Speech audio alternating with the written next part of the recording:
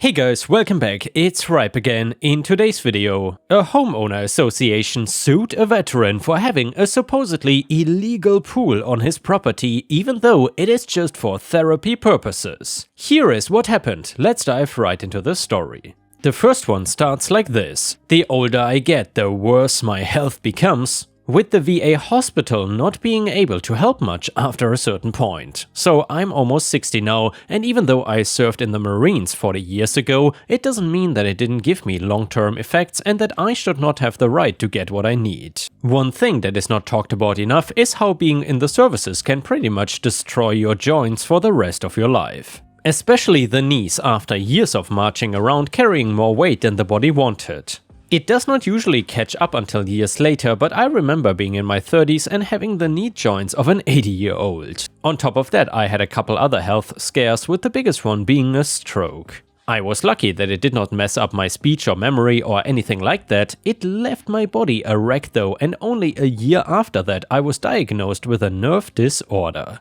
The VA doctors were great, but funding is not there to give me everything I needed. I was recommended to get a pool therapy since I wasn't really able to be mobile any other way. The problem was that the VA did not have the resources and I would need to go almost an hour away, which for me was not possible. Instead, I called up to see if it was possible for a therapy pool to be installed in my own backyard. And yes, it was, and I made the decision to spend the money on it for the sake of my health. Now, you have to understand, I am part of an HOA and they have a strict rule about no backyard pools. When they caught wind of this, I was building one, they came to try and start trouble with me and tell me that I had to shut the project down. HOA, you cannot build a pool here, you would be in violation of the bylaws. Me, I need it for my disability, it's not a pool for having fun and going for a swim, I need it for therapy. HOA, it does not matter what you need it for, you cannot build it. I would think they should have more understanding that an old disabled veteran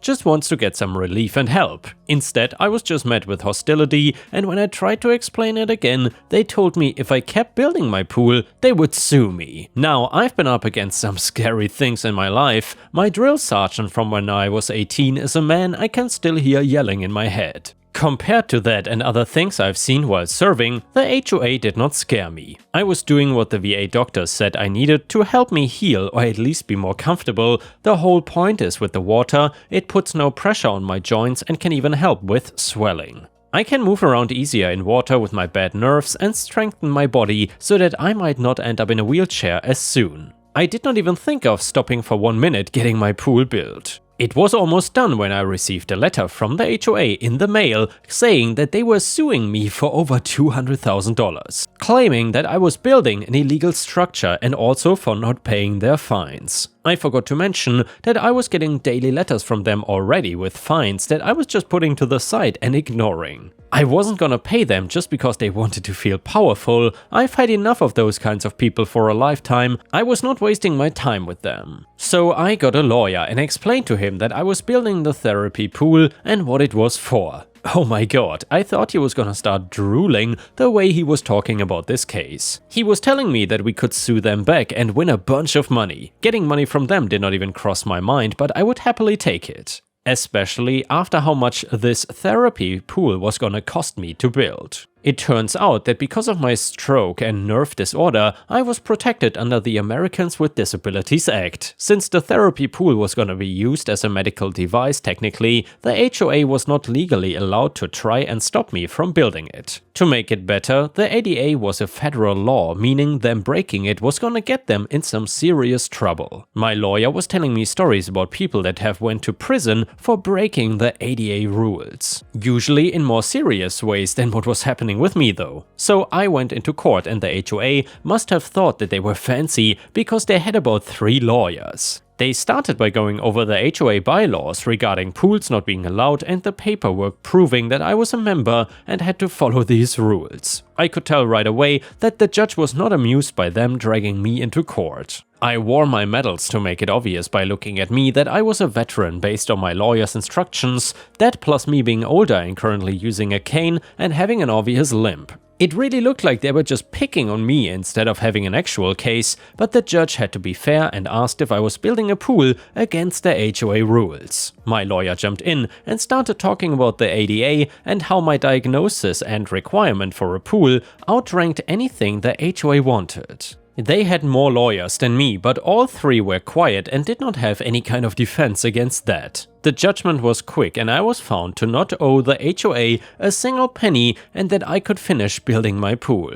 I had countersued them for harassment and interfering with me getting my ADA-approved medical equipment. And then finally, I was awarded a huge sum of money that my lawyer got a good chunk out of too. It was nice to see them looking at their lawyers trying to get out of it, only to be told there was nothing they could do. It had to stay partially done because the lawsuit forced everything to stop until it was settled. Things did not end there though, because going against the ADA was getting them in even more trouble and they were being charged on a federal level. I don't think it was intense enough for them to go to jail because of it, but I think they had to pay another big sum of money as a fine. The HOA bigwigs all stepped down after that, and I don't know if they were forced to or if they did it on their own. All I knew was I could finally get the pool therapy I needed, and I'm pleased to tell you all it's going great. My joints feel better without needing to take any medication for the pain. I'm able to move better than I have in years due to the water resistance. And I was even able to find a therapist to come to my house. So then I'm under professional care instead of just trying to figure things out for myself. Meanwhile, the HOA is struggling financially due to all the money they lost, which I think was a good lesson for them to learn. And yeah, Ripe Stars, if you still enjoy the HOA stories, please don't forget to like the video and maybe even post a comment, because it would help me tremendously in regards to defeating the stupid algorithm issues. Either way, the next one is a malicious compliance story.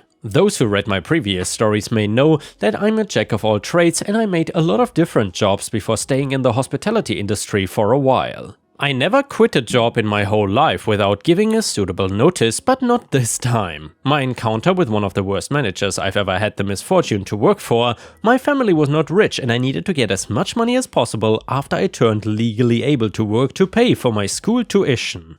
I worked for a temp agency specialized in logistics and transport jobs. I took as many jobs as possible, day jobs, 2 hours paid only jobs, weekly jobs, and always made my employer satisfied. They trusted me even for the toughest jobs you can imagine. I have one simple rule though: treat me with respect and I will respectfully work for you. Even doing sometimes overtime is fine by me, as long as the employer is nice. This is the story about me working for a new warehouse dealing with shipments. We were about 10 young men, all university students, and would have to work from 3 AM to 8 AM from Monday to Friday. No overtime, no extra pay on night shifts, just a basic minimum wage and nothing else. No cash for food, no gas money. Our job was to dispatch all kind of parcels into different trucks. So it was summer and it was damn hot. So hot that you could grill a steak on the pavement. Edit, I know this may confuse some people, I may have chosen a bad metaphor. Anyway, nights on summers are usually between 18 to 25 degrees Celsius.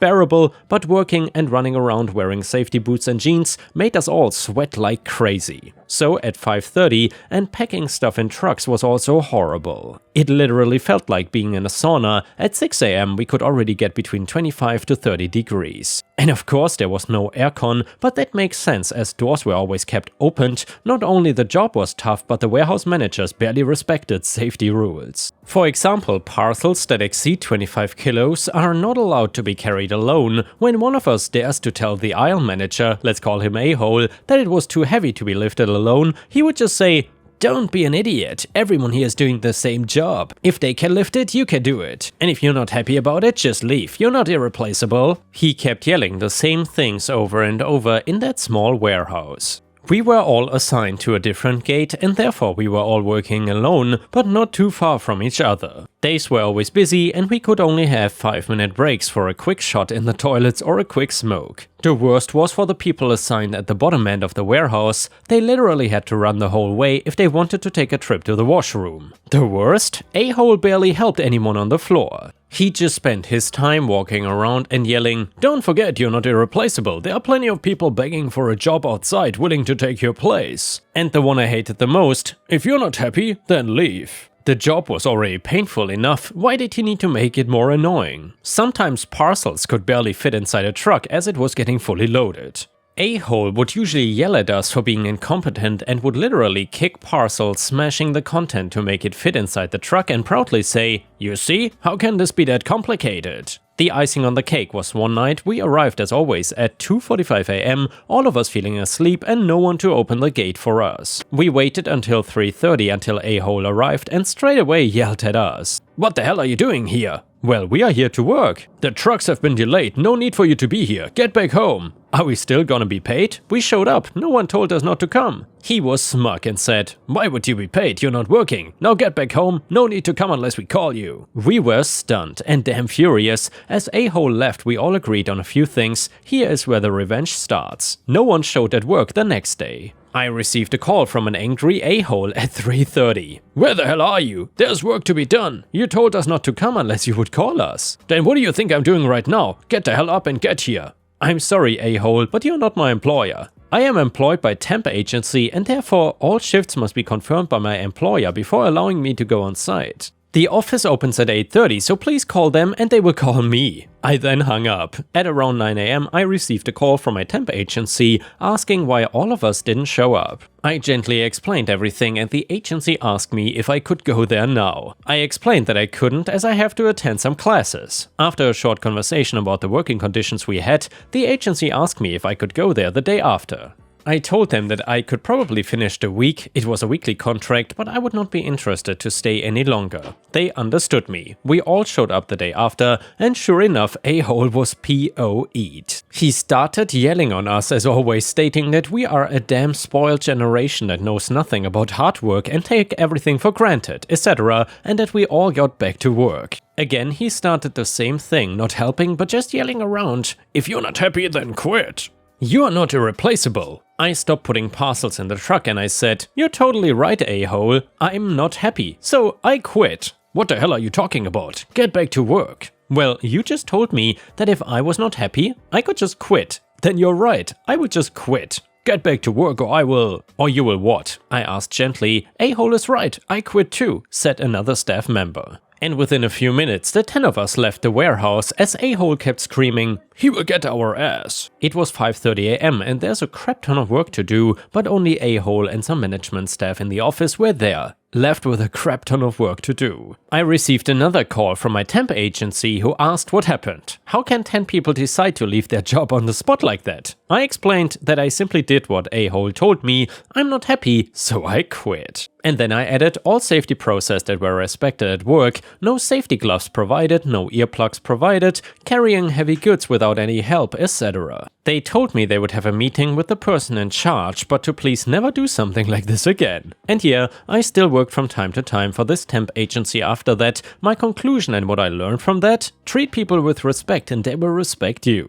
Treat them like crap and karma will simply hit you. Hope you enjoyed that story. And the next one is an Am I the A-hole story. My wife has a habit of plopping her butt down without ever taking a look at where she is sitting. I've asked her repeatedly to look before she sits because some of the things she is sat in include puke, an ant pile, a puddle of water that accumulated on the surface of the floor, a spider, while hiking, it was mushed onto her butt when she got up, etc. So I've mostly learned to mitigate any direct effect this has on me by ensuring that breakable things are not anywhere near that people could potentially sit on. I used to have a habit of setting all kinds of things on the couch next to me for immediate use, and I now put it all in a different place. I did this because she would constantly come up without looking while I'm playing a game, watching a show or something, and just sit down and suddenly the TV is turned off or the volume is messed up, or in the previous worst case, she broke one of the joysticks of my PS5 controller by sitting on it while I had the controller sitting next to me so I could watch a cutscene in a game. Lately, she's been borrowing my MacBook a lot and I always put it back in my office when I'm not using it so that it can charge. It's a $3,000 MacBook from 2022, one of the M1 models. She left it on the couch and went back, accidentally sitting on it and cracking the screen. I was extremely furious as not only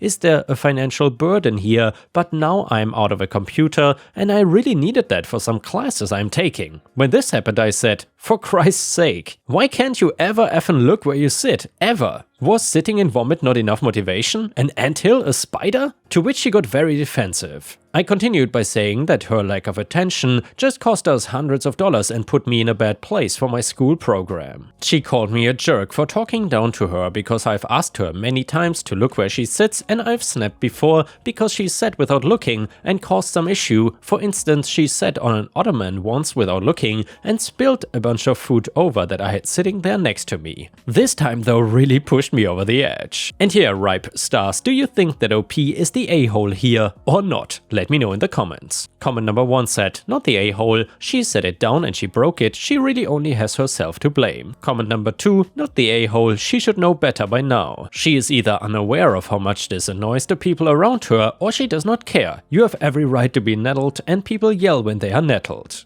And now let's move on to the next story. It starts like this. My name is Jerry, and together with my wife Marie and my son Luke, we are usually a happy family. We have lived in this neighborhood since Luke was born, so about 6 years now, and we can happily say that we have never had any problems. This all changed when my wife decided to host an open barbecue for the neighbors during a particularly lovely summer, inviting the Smith family next door, who are called Barry and Susie. They moved in late last year and since have mostly kept to themselves, rarely socializing or interacting with us others apart from the odd issue they had when finding additional parking for their large cars. The first bad omen came in the form of black clouds that loomed overhead all day. They never rained, but it was a maintained threat. Our initial opinion of the Smiths were of good and friendly people. We had heard that they do charitable work in their spare time and manage their own businesses, but what we did not expect was for them to be almost an hour late, which seriously ticked me off as they lived literally a minute away. They also brought over their family dog, a terrier they called Monster. Little Luke was overjoyed. He loved dogs, but our old apartment never let us keep pets, a contract clause that left him sulking every Christmas morning.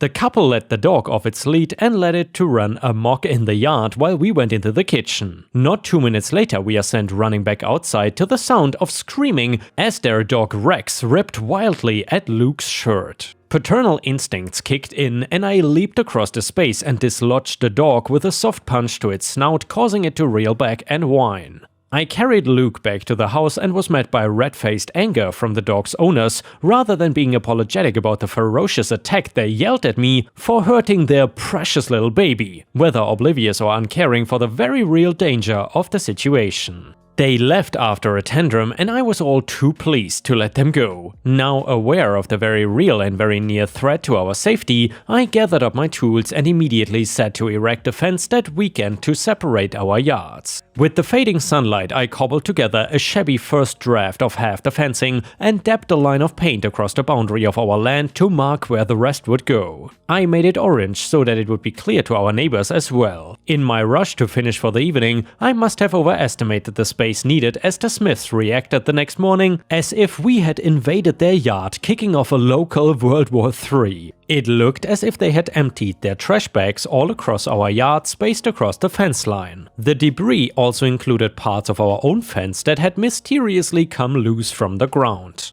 Under very stern advice from my wife, I bit my tongue and pretended not to notice the hostility, sweeping it up and then continuing on the fence as normal until it was finally finished. Blissfully, I now imagined with our world separated, our troubles would slowly resolve themselves and the Smiths would move on with their lives just as we have. However, oh, what a fool I was. After a quiet week, I began to notice the neighbor had started a small pile stockpiling planks and wire by their back door. Although I did not find it suspicious at the time, as I was also distracted by packing for a road trip to visit the in-laws across the state lines for the long weekend. When we returned the following Sunday evening, I ended up accidentally crashing into something near my driveway. Panicked, I jumped out to assess and found scattered planks of the old fence, only it was not where I had left it. The Smiths took the opportunity to move the bordering fence into our yard, marking their yard with heavy plant pots and a few very early Halloween decorations. Adding insult to injury, my wife discovered her prized flower garden uprooted and destroyed. Despite being the other side of our yard, we were clearly able to follow the muddy paw prints linking their monster to be the only likely suspect. She had been nurturing various flowers since we moved in and had gotten to be quite a well-known local botanist, so this blow hit her hard. So much so that we finally agreed that we could no longer ignore the problem and hope things would get better on their own. I worked tirelessly to undo the damage they had done, moving back the fence to the still present orange line, and collapsed into bed soon after. The Smiths graced us with their presence the next morning when they invited themselves in through the open back door as we ate breakfast. Then immediately hounding us about their rights to the fence and how dare I move it back, etc. The standard type of entitled rant. They left dissatisfied when they realized we were not so easily intimidated or would submit to their demands. In the days following this event, their outburst increased in frequency with minor annoyances each day, and we had grown paranoid as a result, flinching at noises in the night like children, expecting to see the boogeyman behind every shadow. When I finally believed they had grown tired of their childish games, they dealt their hand. I came home from work early to find my driveway blocked by laborers and trucks, putting up a strong wooden fence that stretched from their yard through ours and blocking off my garage in clear obstruction. I was outraged, to say the least. When I stormed over to confront them about this new master plan of theirs, they gleamed with delight as they handed me a sealed envelope and waved me away to read it. The contents were a strongly worded letter from their attorney suggesting that they were the rightful owners of our yard, with thinly veiled threats of court action and other consequences should we challenge their authority on the matter. We were forced to wait and watch helplessly over the next 2 days as the workers finished and left while our own attorney looked into it, confidently coming back as bewildered by their letter as we first were. With the law on our side, I asked a few friends over to move the fence back, and now being the third time in very few weeks. Halfway through the job, we were abruptly stopped with a harsh shout from over our shoulders, turning to see ourselves on the other end of a shotgun. The neighbor ushered us into a line on the driveway and demanded we move the fence back. Based on his slurring and shaking, he seemed to be heavily inebriated despite it being just mid-morning. When I tried to refuse, he swung his shotgun back in my direction and fired without hesitation. I instinctively ducked, but by some miracle, or the harsh recoil, his aim was changed to my car instead as he was thrown backwards. Separated from his weapon, the group of us jumped him, holding him secure until the police arrived. The preliminary investigation was quickly wrapped up. Based on evidence and numerous witness statements, there was no way for him to talk his way out this time. Their attorney tried to approach us with a plea deal, their tone much nicer now, but with a crisp satisfaction we turned them down and took them to court. In the ensuing trial, we were cleared of all wrongdoing, while the neighbors were both arrested for faking legal documentation with their attorney, harassment, and attempted murder on his part. He was awarded a jail sentence while she had to sell the house to pay their debt. We haven't gotten any new neighbors yet, but I hope the next ones have a nice dog. And with this, we have reached the end of the video. However, if you cannot get enough of my content, please check out my endless playlist, where you can find thousands of hours of content. In addition, please don't forget to subscribe to my channel to not miss any of my daily uploads. Thank you so much in advance, and I hope to see you again tomorrow.